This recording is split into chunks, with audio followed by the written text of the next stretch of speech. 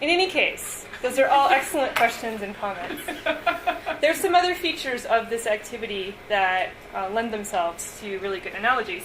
So I got you started because I was a little late in getting going. This is a small research project that I've just sort of started with two of my colleagues in the geology department. Alex Duchek is a PhD candidate in geology, and he is a research assistant for us this semester. And he actually did his master's degree making horrible evolutionary trees that look slightly nicer than this, but not much. Is it in education? Just out of curiosity. So Nope. okay. No. He's a vertebrate paleontologist, so he studies old animals. Jaylyn Eberly is the instructor of the course I'm talking about this semester. She's also a vertebrate paleontologist. I'm actually a vertebrate paleontologist by training as well, so I don't know if anybody really knew that. This is what I studied for my dissertation. I just thought, since we were, some of you I don't know. Anybody be up at the mountains and see these little guys running around? Oh, my yeah. God, Oh, yeah. I'd love to eat those. Pikas. Yeah. Are they rodents? They are much cuter than anything I ever worked on. Tasty. Are they rodents? Well, they're It's called not rabbits. pertinent to the talk, but they're actually related, the closest living relatives to rabbits. And I studied a group that's now extinct, and they were actually more diverse in terms of the different morphologies and the different species in the Miocene, about 15 million to 20 million years ago, than rabbits were. So they were sort of the rabbits of that time period. Anyway, so this is an example. This is from my dissertation, sadly a paper I still haven't published. This is an example of an evolutionary tree of sorts. Can you get it just from what's here, being non-experts, what I'm trying to communicate in this figure? Different Any idea? species appear at different times, That's part of it. and the two on the right are more closely related to each other. That's it. Yep. And how did you figure that out? Because that's what the picture shows. How? Oh, because they're physically close. The point at which they Because there share was common a ancestors split- later. Right, there was a split first. Here? Sorry, even lower. Here. Somewhere Right. there's a split. Right, so there's a split there into Fluviatilis and to another split, which is confusing, actually. What's confusing? It's this split after a split Split that we after were a split. arguing about. That is actually a little confusing to think about. What does that mean? So was there like a little hidden species that we're not showing that then here? split? Yeah. No, this is actually a convention for showing these sorts of trees, and all it's just showing sort of the nested approach. So these guys represent some sort of clade, some sort of group that are more closely related to each other than either one of them are to here, to this guy. Right, but this gets back to Noah's dilemma about how did you've got to split into three, Right. and you're not showing us any intermediate step. I'm not. I don't know if presumably there was some sort of common ancestor Here, here, okay. but I don't know what that was. So this is kind of an unusual evolutionary tree, or a certain kind, because I'm actually trying to show time in this dimension. That's not usually the case, or not always the case. And you notice us geologists have this funny convention of always showing time going from bottom to top, oldest to youngest. That becomes somewhat pertinent here. I noticed that in these trees that you guys drew for this activity, or this race track, you didn't necessarily go in any sort of right to left or top to down, bottom order. Did you guys go right to We left? did right to left. You did right to Beginning left. and end of the Top to Top to bottom. Far away to close. Okay. Right. And then these guys did a very original You circle kind of view. Steve drawing, that was a big mistake. No. I left myself to reading. Can we go back to Yeah, sure. The other thing is there's some significant inferences that are made here, which is to say some levels of connectivity, of connection, are higher order or dominant over others. Okay, so can you explain what you mean by that? So clearly the black fella and the gray fella there are related, but they're not as related as the gray fella and the white fella Right. on the right, and that's because that branch is considered more dominant. That is, that thing that underpins all three of those somehow not only does it appear in all three, but it dominates. It's a earlier. It's an earlier event. So Okay. if we can use the analogy of the circle that everyone passed through here, Yeah. does that sort of make sense? Everyone has that circle. Yep. Then only these guys have something else. And this guy doesn't have that. Whatever that may be, which I have course, All now right. And I guess that's a great inference, which is to say anything that is shared by a broad range of things must have happened awfully early. That's an important reasoning that is sort of built into, or is trying to be communicated by these diagrams. There's a lot communicated by these diagrams, and I think what I learned yesterday, and from doing this activity with students and a bunch of other postdocs, is that we all have sort of inherent ways or natural ways that we want to interpret this, but that's not at all, in a lot of cases, what evolutionary scientists are trying to communicate. And in fact, a lot of times we, by having diagrams like this, one inference that one might make is, this guy, he is the most advanced, right? He's like the pinnacle of evolution. He's the only one that survives up here, and he's got these characters that no one else has. That's completely not at all what this is trying to communicate. There's no better or worse taxon or phyla or clade of any kind, right? It's just how the pattern of shared characters But there is more maps out. differentiated and less differentiated. Well, we can talk about that. Okay.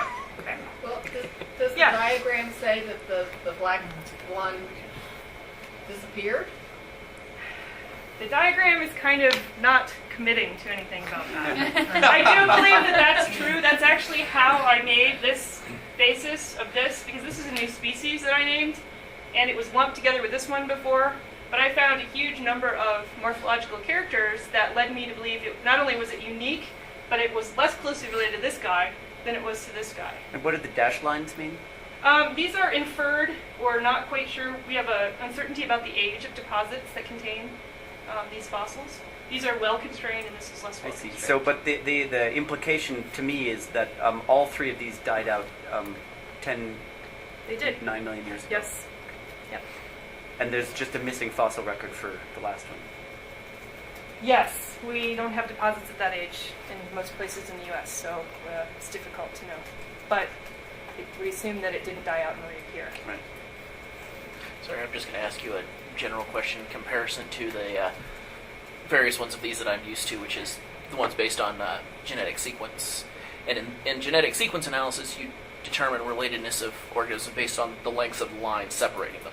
So the longer the lines Can you separating explain the lines, what you so mean by the lines? your actual, what you have there is the dotted lines connecting the various Mm-hmm. things.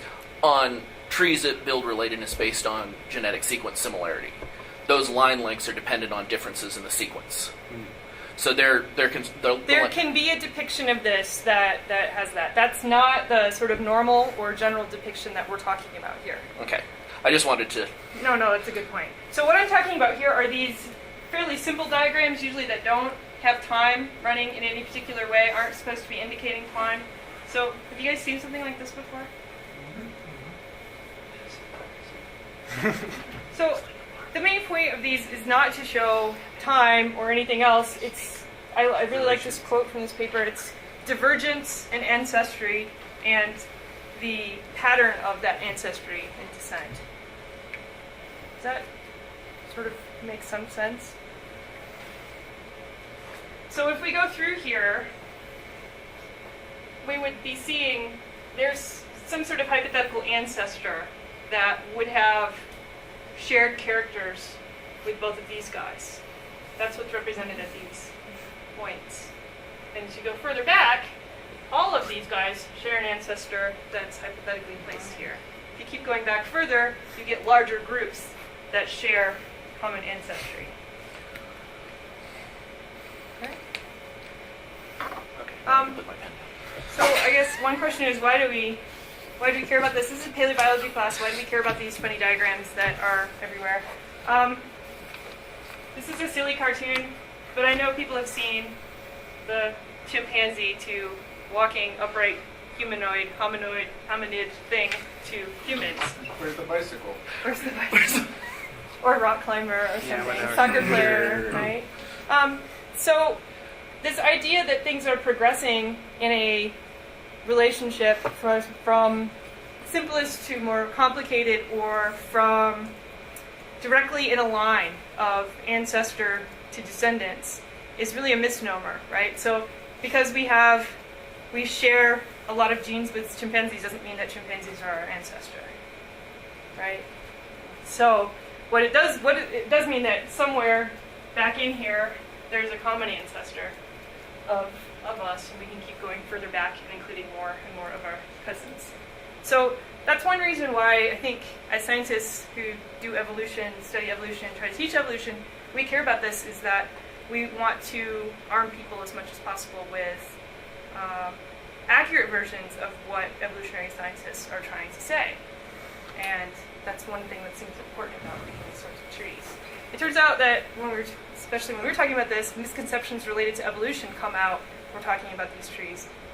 When we're having students try to interpret these trees, it works sort of both ways. Misconceptions you have about evolution come into play. Looking at the trees, if you think a tree can be read a certain way, you may have an idea about evolution that's more strongly cemented in your mind. Do the orange squares signify anything?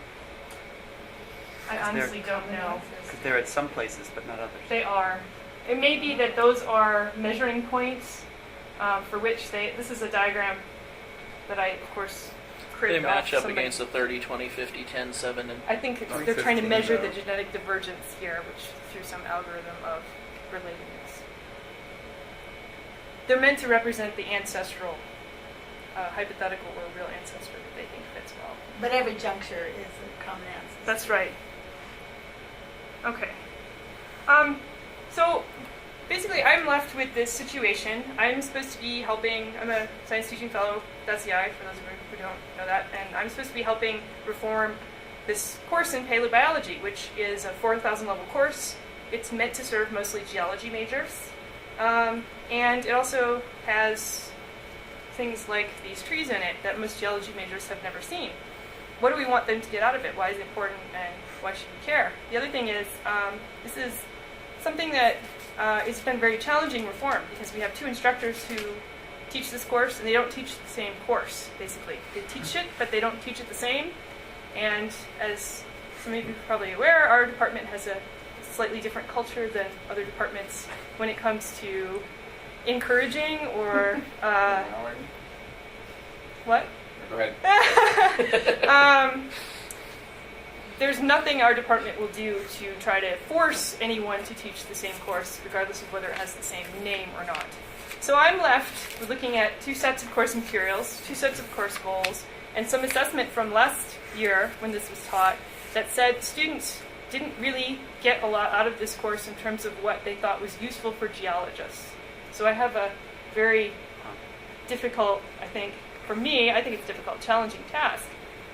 Well, as I thought about planning this course this semester, the reforms I was going to make to the labs, trying to write these lab components to this course, which is mostly what I've been doing, came across this research that was kind of interesting. And it went along with this comment that the instructor who's teaching this course this semester, who doesn't normally teach it, made. She taught a more advanced course last semester, anticipating that students knew how to read these trees, knew how to construct them. Turns out 5 or 6 of her students in this very small course, who had just been in this other course where they're supposed to learn this, had no idea how to do this and expressed a great lack of confidence about their ability to do so.